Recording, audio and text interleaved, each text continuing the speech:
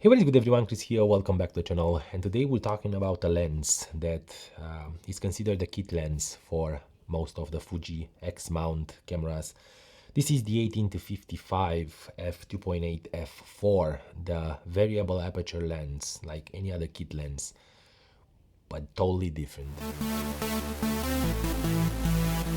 Okay guys, today we're talking about the 18-55 f2.8 f4. This is the kit lens that Fujifilm provides with most of their X-mount lenses, or they used to until X-E4 came up, and they come up with the 27mm f2.8, the new version. So that became, let's say, a kit lens. And now this lens is an amazing lens. It's not the usual kit lens, plasticky and ugly lens that won't provide much for you as a photographer. This is a lens built out of metal. It does have a heft to it. It's very well built. It does have 3 rings on it: the focus ring, the zoom ring, as well as the aperture ring, and that's a great thing.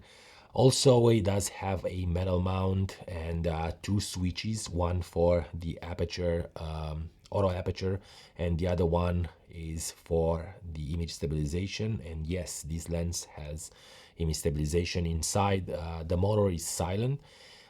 It's a spoiler alert, but the lens is built very well. It does have, I think it's a 58 millimeter thread for filters. It's not very bulbous, so you will be able to put a filter on top if you're shooting, let's say, landscapes, or if you need an ND filter for shooting videos, or just stepping down the shutter to be able to create a little bit of motion. Nonetheless, the build of this lens, it's nice, and it doesn't compare to any other kit lenses that I shoot in the past.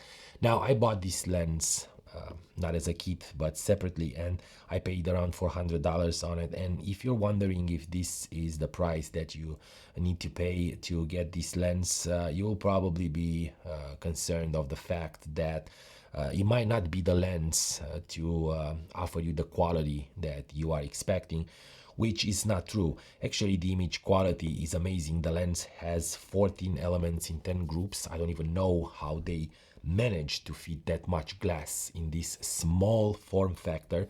Indeed, the lens extends about an inch and a half, but it's still a lot of glass for this small lens. And like I said, it's a variable aperture. If you look at the lens, the more you're zooming in, the more the aperture is gonna open up.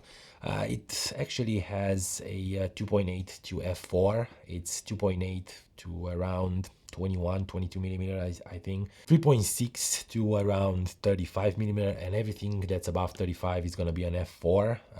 This is not bad. It's what you're expecting from a kit lens. But shooting with this lens is a breathe, especially on the small bodies like the X-E3.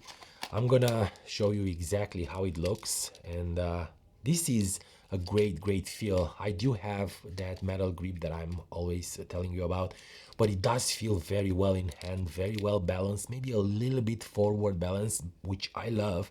I don't like the camera to fall towards me. I rather have it fall towards in front, but that's just me. Now, like I said, in terms of image quality, it's amazing. I didn't see any kind of degradation comparing this one with, let's say, the 16-55. Definitely that one is sharper. It does create more clarity and more contrast. That's a lens that costs way more than this one, almost 3 times more than this one. And obviously it's gonna be better. But will I be drawn away from shooting this lens professionally? I don't think so. It depends on what kind of shooting you're doing, what kind of assignment or what kind of job you have. This lens can provide the quality that you need. The resolution is good, it's very sharp, it has a lot of clarity, and the autofocus is very snappy. And I wanted to mention that because most of the kit lenses that are image stabilized have a worse autofocus in terms of speed, and this one, it's no slouch. This one actually provides a great snappy autofocus that will help you shoot street photography, or let's say sports for your kids. maybe not professional sports, but it's definitely good, and it can be controlled easily using the image stabilization inside if you need to lower your shutter speed and shoot in a low light situation when you want to keep the ISO down. This is the lens that you will probably need. Now, I really like this lens for video. I bought it especially to use it as a hybrid lens when I'm going out and shoot, to use it as a maybe vlog lens, if that makes any sense. But image stabilization creates a little bit of a smooth footage, and that's great. And I bought it especially for that, but after I shoot photos with it, I realized there is a great hybrid lens that you can have with you, like I said, all the time. It's very portable, it's very reliable, not super heavy, it won't take a lot of space in your camera bag. So yeah, if you're thinking about buying it, I will totally agree with you, and I will push you towards it. Even if you're thinking that it's not a prime lens and the quality it's not gonna be there, it's probably more in terms of bokeh and in terms of depth of field. But in terms of image quality, it's very comparable to, let's say, the 35 f2 or maybe the 23 f2.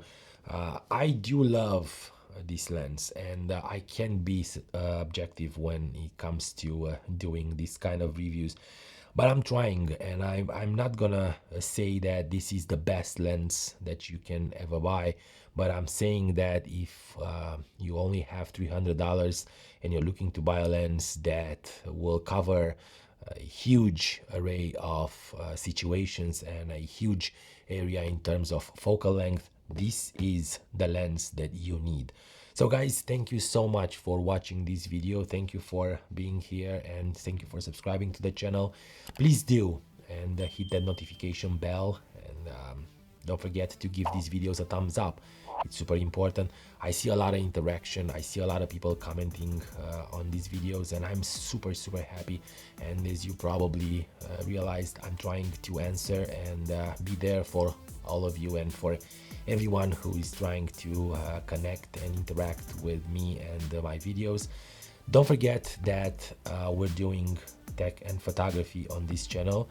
Stay focused, my friends, and I will definitely see you in a bit.